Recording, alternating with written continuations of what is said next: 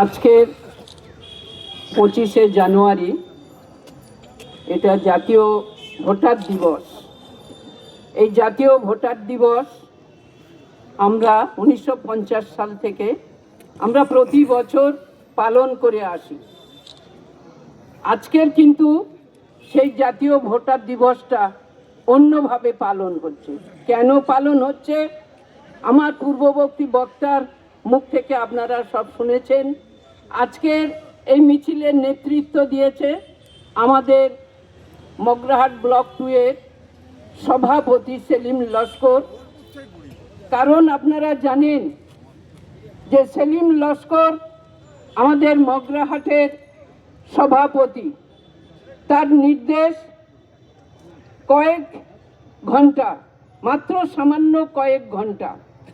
তো গতকাল আমাদের যুব আইকন সর্বভারতীয় তৃণমূল কংগ্রেসের সাধারণ সম্পাদক, ডায়মন্ড হারবার ব্লকের ডায়মন্ড হারবার লোকসভা কেন্দ্রের যিনি সাংসদ এবং পবিত্র পার্লামেন্টের যিনি আমাদের বিরোধী দল নেতা, সেই যুব আইকন কালকে 4টের সময় তিনি ভিসি করে নির্দেশ দিয়েছিলেন প্রতি ব্লকে ব্লকে ভোটার দিবসটা হচ্ছে বিক্ষোভ দিবস হিসেবে পালন করা হবে। তারপর থেকে আমাদের অঞ্চল সভাপতিদের বলা হয় যে আজকে 4টের সময় মিছিল হবে। তাই আপনারা আজকে সবাই উপস্থিত হয়েছেন আমাদের ব্লক সভাপতির নেতৃত্বে। আমাদের জেলার 2 জন সদস্য উপস্থিত হয়েছে, পঞ্চায়েত সমিতির সভাপতি রুনা ইয়াসমিন, যুব সভাপতি ভাতৃপ্রতিম বাচ্চু শেখ এবং পঞ্চায়েত সমিতির কর্মাধ্যক্ষগণ, প্রধানগণ এবং সমস্ত যুব ভাইরা যারা আজকের এখানে সমবেত হয়েছে। তারা সবাই জানে যে এই দিবসটা যেহেতু ভোটার দিবস, আনন্দ উৎসবের দিন।